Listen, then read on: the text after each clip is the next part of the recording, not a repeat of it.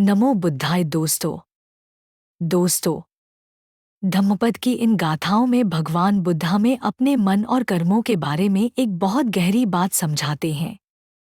आइए धम्मपद की इन गाथाओं के माध्यम से समझते हैं कि मन की साधना और शुद्ध कर्म हमारे जीवन को किस प्रकार बदल सकते हैं। इस संसार में वैर से वैर कभी शांत नहीं होते। अवैर अर्थात मैत्री से ही वैर शांत होते हैं। यही सदा का नियम है।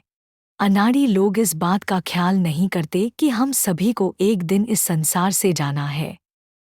जब वे इस सत्य को समझ लेते हैं, तब उनके सारे आपसी झगड़े और कलह मिट जाते हैं।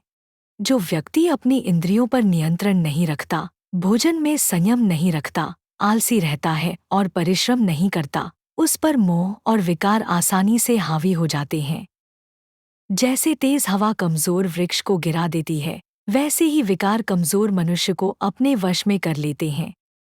जो व्यक्ति संसार को वैराग्य की दृष्टि से देखता है, अपनी इंद्रियों को संयमित रखता है, भोजन में मात्रा का ध्यान रखता है, श्रद्धावान और उत्साही होता है, उसे मोह और विकार विचलित नहीं कर सकते।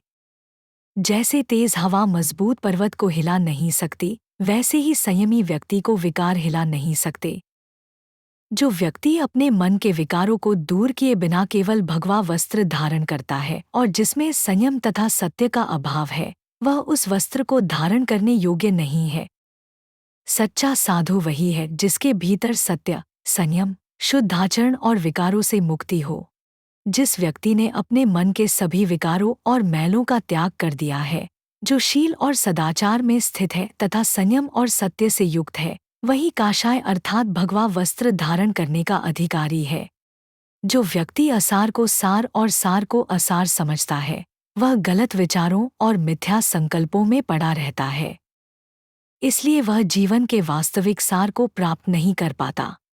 जैसे ठीक से ढके हुए न होने वाले घर में वर्षा का पानी अंदर प्रवेश कर जाता है, उसी प्रकार जिस व्यक्ति का चित्त साधना और सद्गुणों से विकसित नहीं है, उसके मन में राग और इच्छाएं आसानी से प्रवेश कर जाती हैं। जैसे अच्छी तरह ढके हुए घर में वर्षा का पानी भीतर प्रवेश नहीं कर पाता, उसी प्रकार ध्यानाभ्यास से अच्छी तरह भावित और अभ्यस्त चित्त में राग प्रवेश नहीं कर पाता। जिस मन की साधना नहीं हुई, उसमें राग, आसक्ति और इच्छाएं आसानी से प्रवेश कर जाती हैं। लेकिन जिस मन को ध्यान और जागरूकता से साध लिया गया है, उसमें राग और आसक्ति टिक नहीं पाते। बुरे कर्मों का परिणाम केवल बाहर नहीं, मन के भीतर भी मिलता है।